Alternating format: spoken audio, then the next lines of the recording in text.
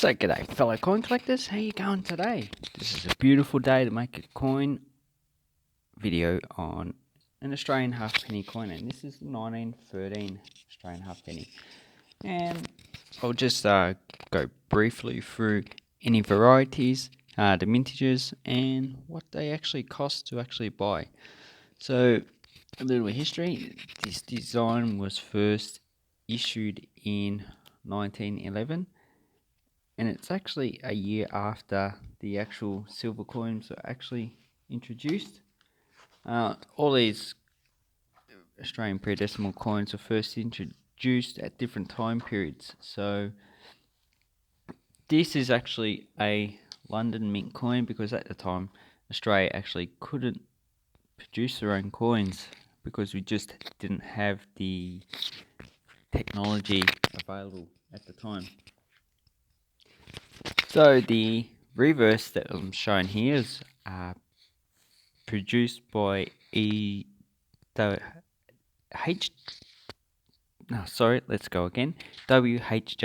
Blackmore. So that's the designer for this side of the actual coin. And then we have the effigy side, so the king, so King George V, and that is the E.B. McKennell design, and that was used on most Commonwealth countries.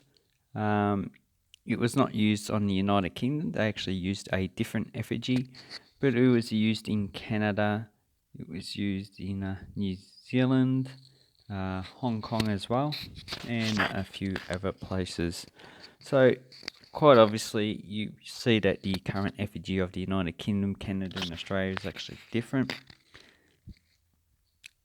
That's nothing unique. So at this time period 100 years ago, the UK also made a different effigy of their king for UK and other countries as well.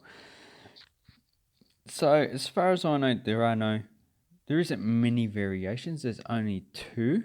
There are a lot of errors, and I think there's only about 5 or 10 types of errors, so that's what you need to look for.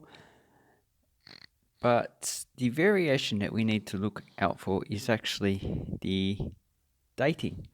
So if you look at the date, there's actually two different date systems. So if you count the denticles, so let's see if we can zoom in. So you count the denticles between the date, there is a 15 and a 16. So I'm not too sure where to actually start, so I'll just start just at the start of the 1. So 1, 2, 3, 4, 6, 7, 8, 9, 10, 11, 12, 13, 14, 15. So at the end of the 3. And so this is a 15 rim denticle. It's called the narrow date, and if you got one that spans an extra denticle, so probably going towards there, means that is a wider date. And as far as I know, both of these are actually not too rare. But also in those varieties, you can actually have the 9 leaning more towards the actual right. So this one is actually the normal 9, and it's not the one that actually leans. So obviously there's like 3 or 4. It's not really clear how many varieties of this coin there actually are. But I would say if you got one with 9 leaning, it's actually not as common as the one where the 9 is actually right up. So it's just curious, usually they actually just make one master die, and a master die is like the blueprint in which they use to make every other dies which they actually strike coins.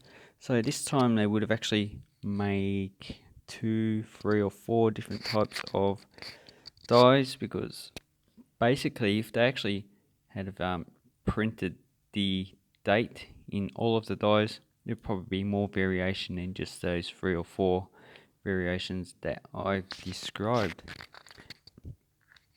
But I'm just curious why they actually would have made more master dies than they actually would have needed. I don't see that in many of the later dates, but it's just a mystery, and I've not really been able to find the answer.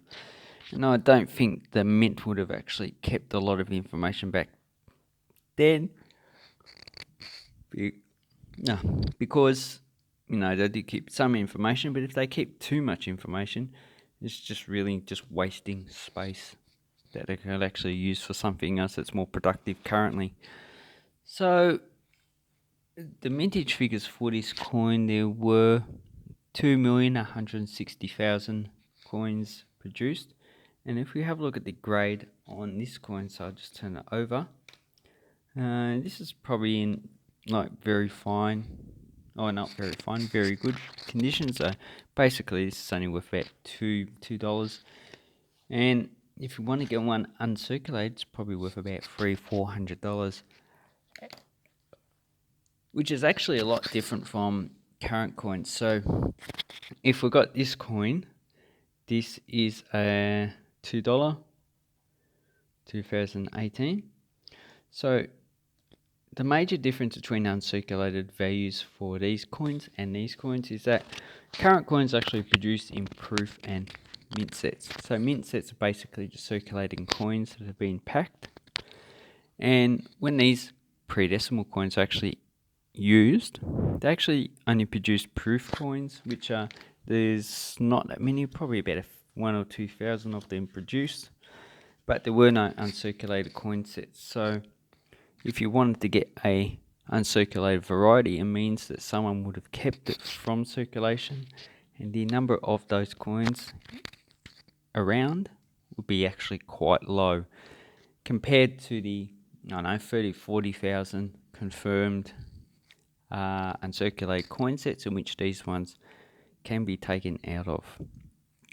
Unless that $2 coin, which is probably like the coloured ones, were all issued for circulation. So to get an uncirculated coloured $2 actually a lot harder to do. So in the future, they're actually going to be worth quite a lot of money. Not talking about now they're quite common, but if you can get it graded, that's good. So that is the 1913 Australian halfpenny. Quite a nice coin. I actually quite like it.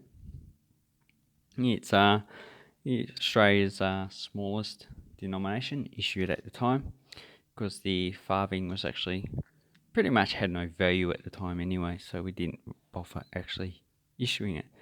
So I'd like to say thank you very much for watching my video. I hope it was informative. Please give it a thumbs up, subscribe to my channel if you have not, and also leave a comment down below, because I like feedback and I like to reply to your comments as well. Thank you and bye bye.